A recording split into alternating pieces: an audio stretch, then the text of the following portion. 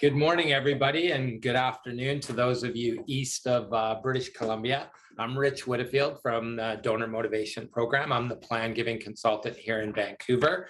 And I am super excited about our Campfire Chat today. My guest is Shellbie Wilson, the Director of Philanthropy from the Terry Fox Foundation.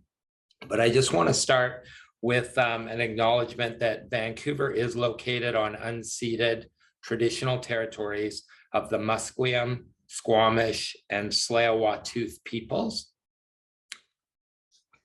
And I'm grateful to be working from the Anishinaabe homeland, including the Mississaugas of the Credit, Haudenosaunee, and Huron-Wendat. Thank you, Shellbie. And I really want to thank all of you for attending and tuning in today. I know how busy everybody is, but I think you're going to be glad that, that you're here. The first thing, for those of you that have tuned in for a Campfire Chat before, one of the fun things that we do is we have a cocktail. I don't know why this started, but I'm in favor of it. And today I am drinking a Negroni. So it is 11 a.m. here in Vancouver. I think maybe Ruth McKenzie's out there somewhere. This is what I do for the CAGP. I will have a cocktail at 11 a.m. And the reason that we're doing a Negroni is because it is made with gin. We have aviation gin, and we're going to talk about our connection to one of the founders of aviation gin, Ryan Reynolds, not our connection, the Terry Fox Foundation's connection, in a minute. And with that, actually, Shellbie, why don't you, are you drinking a cocktail this morning or this afternoon? Of the coffee variety. I had to go caffeinated. Is there any aviation gin in your coffee? I haven't tried that, but that would be an interesting new drink.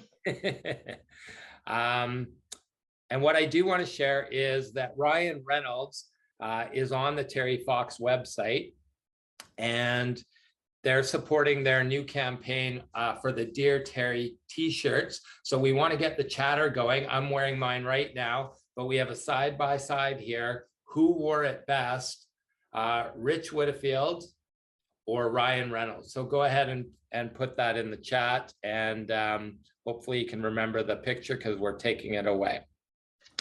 So what we really are here to do is to talk to Shellbie.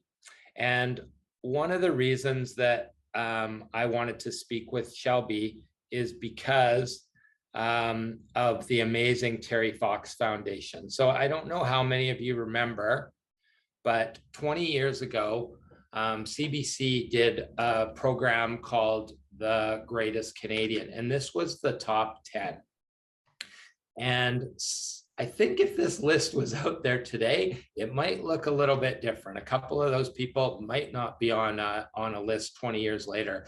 But one of the coolest things is about Terry Fox is that he is universally loved by Canadians and in fact all over the world.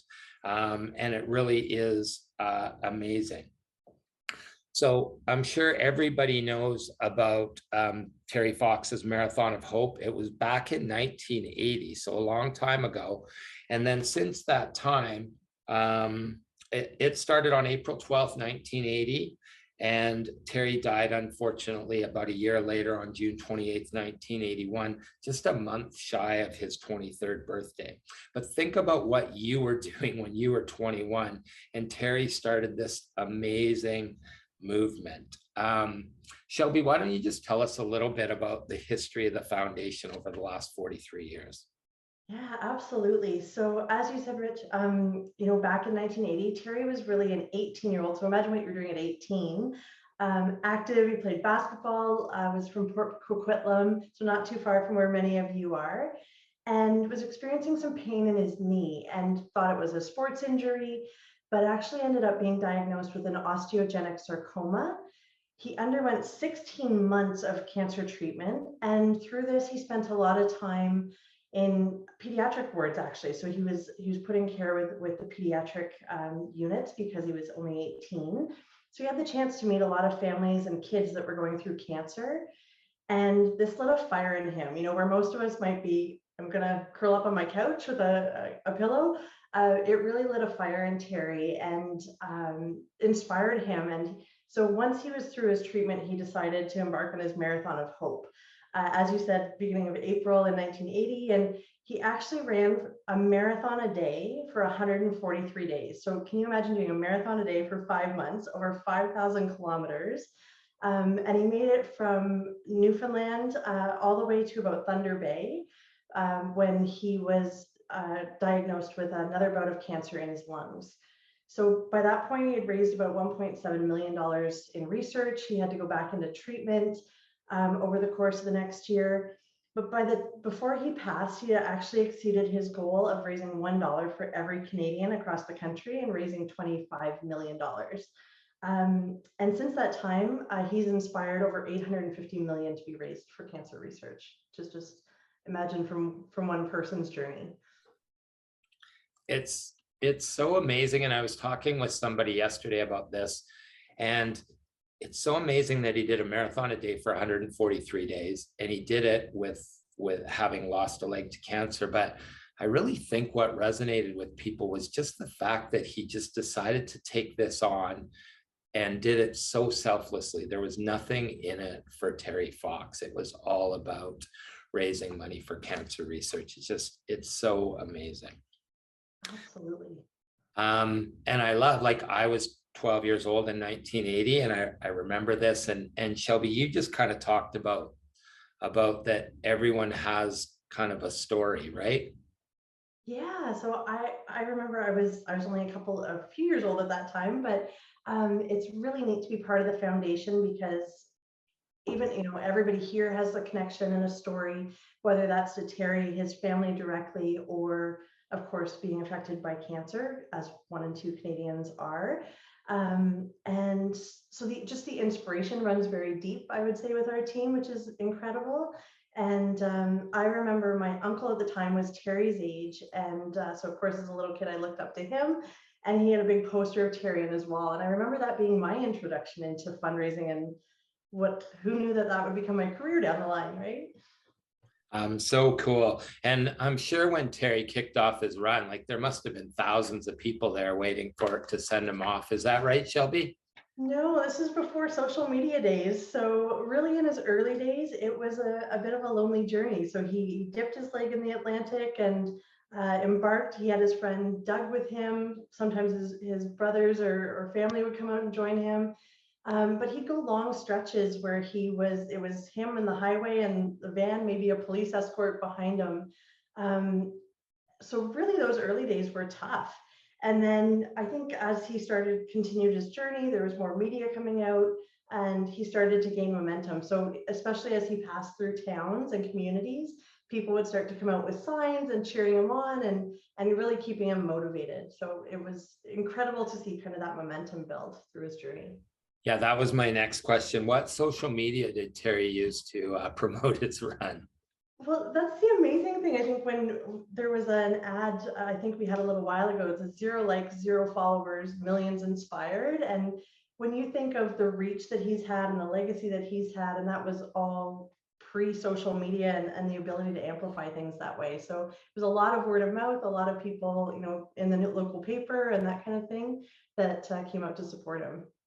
So yeah, so amazing. So Terry does his marathon of hope and raises over $25 million. But then how does the foundation get started and still be there 43 years later? Yeah, so something really special that happened before Terry passed, actually. Essentially, there was a community and a commitment that the run would continue. So before he passed away, he knew that runs would continue on in his name.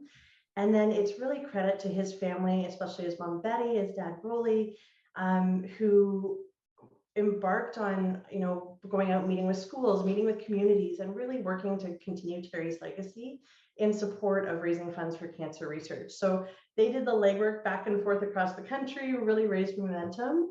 And in the early days, I think the family only thought, this might last a few years. It might, people will remember him for a little while, but I don't think they quite envisioned that 43 years later, we would be still in this place and still continuing to inspire so many people. And So it really started with the community runs. The school runs came on board as of 2005. There's a national run day, and Terry became part of the curriculum. And we've just seen that grow and grow and grow. So it's really been part of the family's legacy. And even though his parents have passed now, his brothers, his sister, some of his nieces are still very involved in the foundation, which is very unique, and we're so lucky to have them. Yeah, on April 12th is when the Terry Fox Foundation launched the Dear Terry shirt, which you can go onto their site and order if you like, although you're gonna have to wait a while because it's a hot commodity and they're running low on stock. But I actually heard Kirsten, who's one of Terry's nieces, was promoting it, and she works for the foundation now. So that's like the third generation. It's just a really cool story. And her dad, Fred, right now is actually on his cross-country tour and going into schools and still connecting with communities. So it's quite exciting. So what about over that entire time? Like, how has the revenue been? Like, has it been pretty steady? Has it declined? Like, what's your trending for revenue over that long period? Great question. I think it was kind of the gradual ramp up, and then there was just so much momentum with more and more communities taking on the run. Now we're up to over 830 communities across the country that are doing run events. And I think when the schools were coming on board in droves, now we've got over 9,000 schools involved. That just really transformed the trajectory. So, and as you mentioned, 33 countries around the world have participated. So we really saw a steady increase in revenue, and then kind of as the team got more, sophisticated in terms of how to support community run organizers and everything, more resources became available, things like that. We've really seen a trajectory. Of course, I think as we've all experienced, COVID changed the plan, and when you're an organization that's really built around community events and that kind of local inspiration, the team had to pivot, so shifted to virtual school and community runs, which of course saw a little bit of an impact on, or a bit of an impact on our revenue.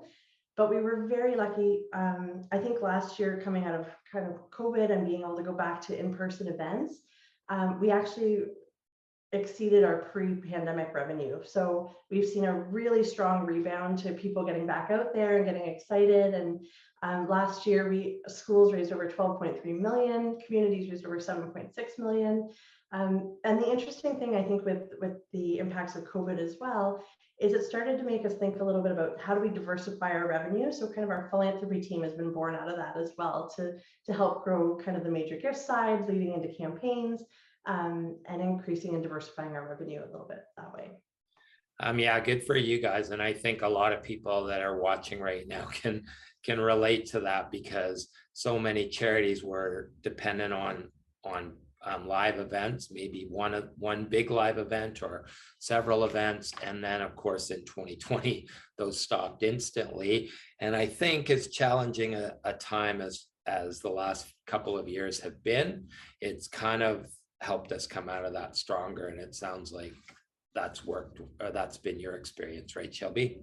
Yes. And I think it's just inspiring to see the spirit of Terry and the legacy that people are still so excited and passionate about contributing to and being part of, and how much it's meant to people to come back and be able to do in person. And you guys were nervous about doing your first in person, which was 2022, is that right? Yeah. After the pandemic, you were like, how is this going to go? How did it go? It was incredible. So I actually just started with the foundation that week. So as they were launching right back into things. But again, it just the participation, the people that came out. I participated up in my hometown of North Bay, and it was just incredible to see. I think people were hungry for those kinds of opportunities to connect and engage, and especially in a community that's raising funds and touched by cancer. It just meant a lot to have people come back out in droves to support the event. So that's so great that it came back so strong, and I think this year is going to be amazing if the sales of t-shirts are any indication, right?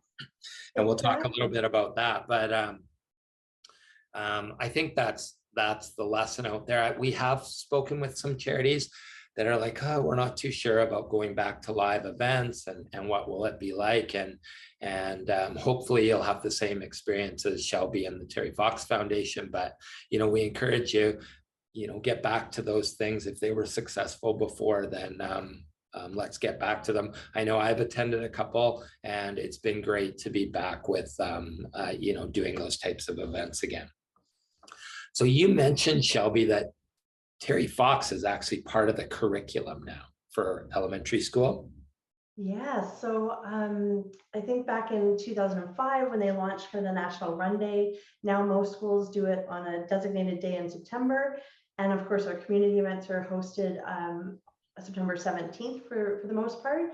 And that really kind of launched the trajectory. And I think it's incorporated in different ways in different schools, but really set as an example for the power of what somebody can accomplish. I think that's talked about in the health side of things in terms of, persevering regardless of your circumstances.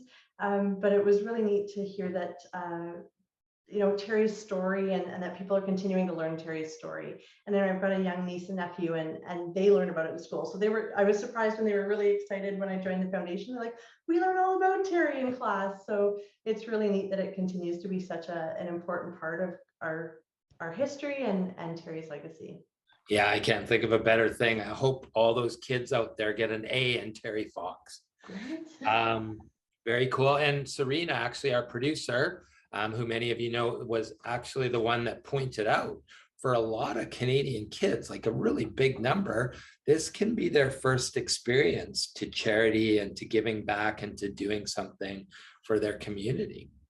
Yeah, and I think that's such a special thing. I mean, last year we had over 3.2 million kids participate in the run, and not including like the family events and community events.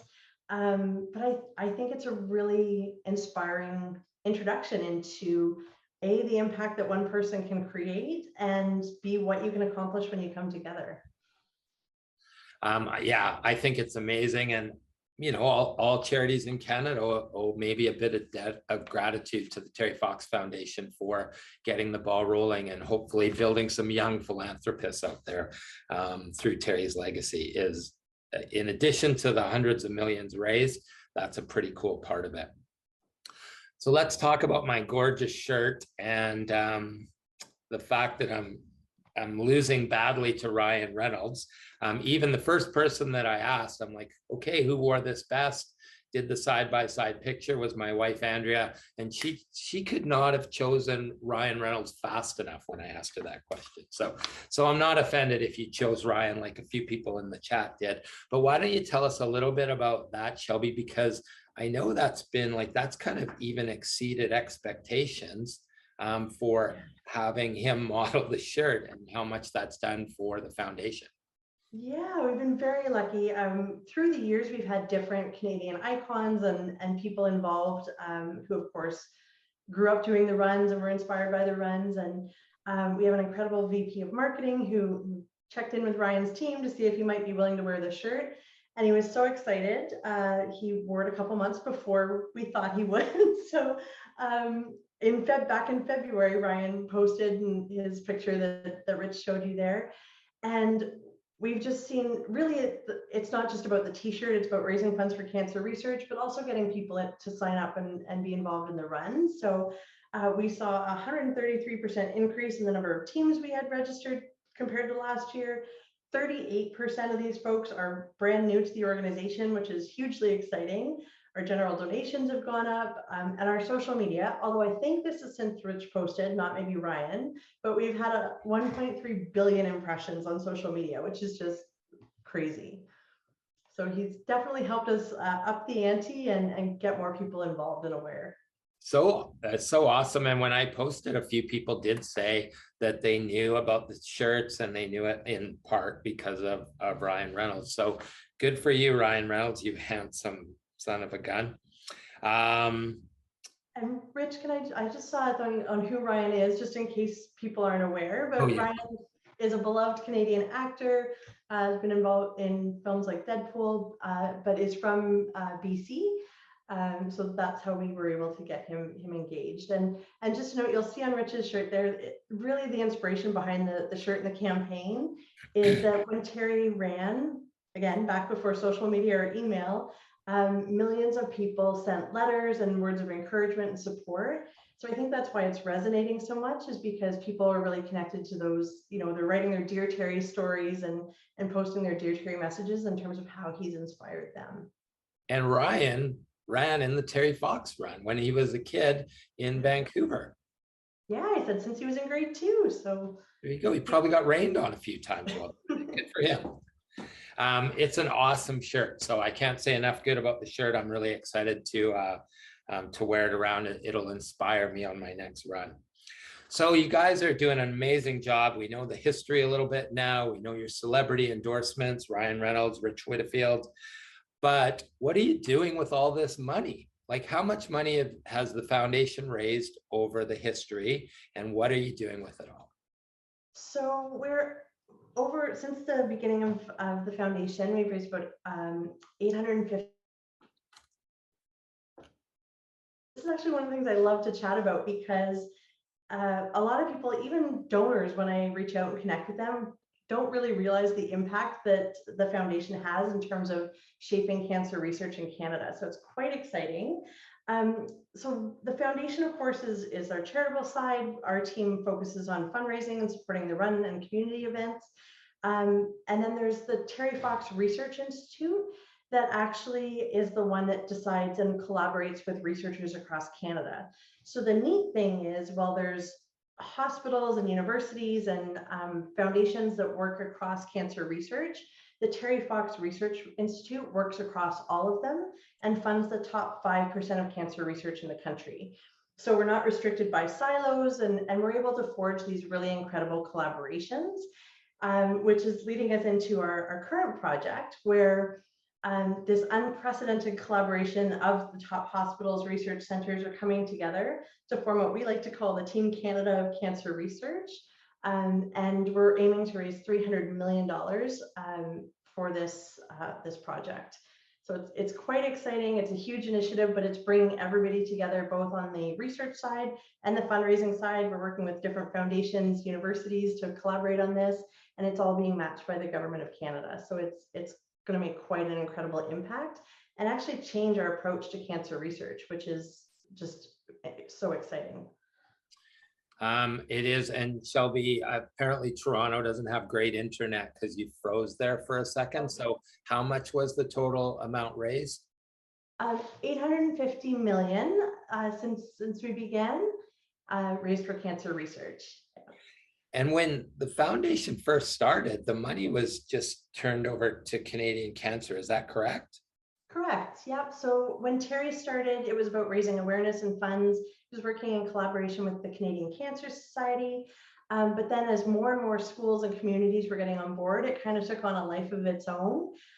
So the family decided to create their own foundation in 1988. And then that resulted in the Terry Fox Foundation. And then we started working. The Terry Fox Research Institute was established in 2000, and oh my gosh, I gotta remember that, 2007, I believe, or 17, or 2007, sorry. And that's when they started working in partnership, and they started kind of informing how the funds are spent directly for research. And Canadian Cancer Society, obviously a fantastic organization, for cancer research.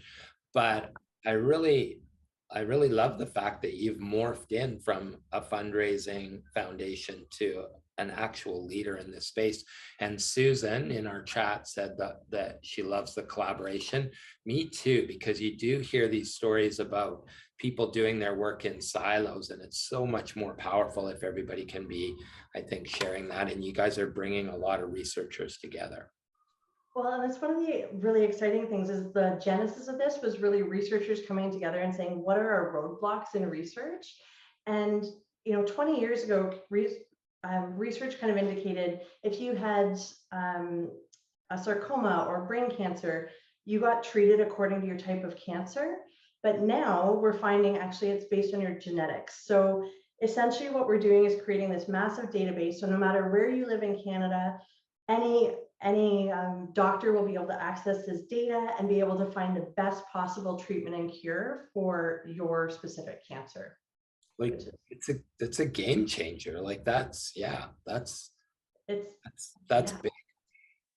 Exactly, next level. So it's really exciting to be part of that kind of momentum, and that there is the collaboration, because I know we can be competitive, but it's exciting to see them come together. And I think for me, the best example, I was talking to one of our oncologists the other day who was sharing some examples, and he said 15 years ago, he had a pediatric case and it was a terminal case. And now same type of cancer can be treated with a pill a day. So I know sometimes it feels like there's a big void that is cancer research, but there's really incredible advances being made that are impacting people's lives. Yeah, impacting people and their families and everything. So, so awesome. And good for the federal government to be matching this current campaign. I support, I'm sure we all support that. So tell us about legacy giving with the Terry Fox Foundation, because that hasn't been a huge focus for the foundation before now. No, so we've been lucky enough, of course, because of people's history with the foundation. They may decide to leave us in their wills, as I'm sure many of us experience. Sometimes we know, sometimes we don't. And we've had a lot of people, over 300 people have made legacy commitments, but we're really just now starting to kind of delve in and build out the legacy program. We have an incredible partnership with Berks that's enabling us to provide a lovely little token for our legacy committers and folks that are involved. So we're really building up the program, the resources to help increase that. Because right now, about 3% of our revenue is legacy, but we're really hoping to grow that and extend it because of the connection people have to Terry. Yeah, and I mean, I think it's such an opportunity because of that connection to Terry. I think if you guys can develop that program, I think it will pay huge dividends. I have no doubt. And we often see. Oh, sorry. Go ahead, Shellbie. No, I was just going to say that's where I'll plug that we're hiring a legacy director in BC. If anybody knows anybody awesome.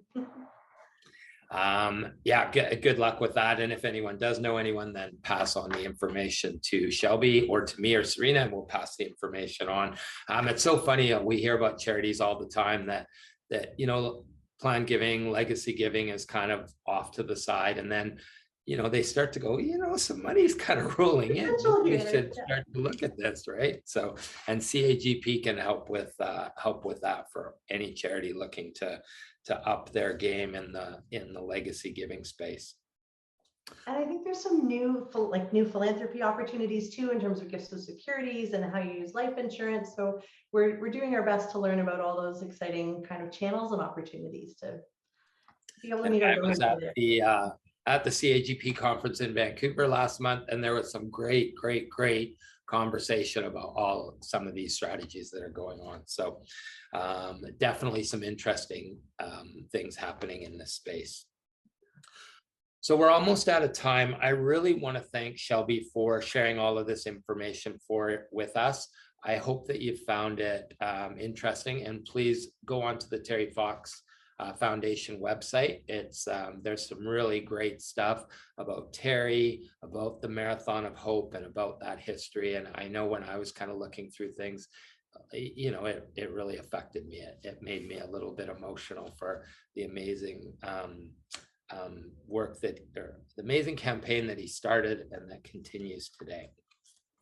So with that, I'm going to kind of wrap things up. First off, thank you so much, Shellbie, and good luck with this year's runs and continued success with your beautiful t-shirts. Thank you. And thanks for being my guest today. Thank you to Ryan Reynolds for the aviation gin. It's fantastic.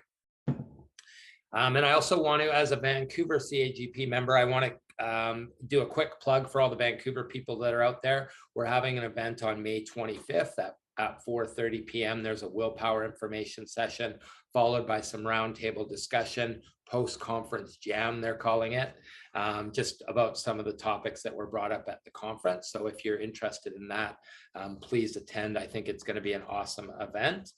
And the next Campfire Chat, which will be great, I know, is June 11th. and it's my colleague Ryan Fraser in London and Vicky Hayter from the Children's Health Foundation in London, who was awarded our 2023 DMP Charity Champion Award last month at the conference. So please attend, June 15th at 11 a.m. Eastern Time, 8 a.m. Pacific Time. Probably too early even for me to have a Negroni at that time, but I will be tuning in. So thank you to everybody for attending. Have a great rest of your day. And thank you again, Shellbie. Thank you so much, Rich, and appreciate everybody being here. Have a great day.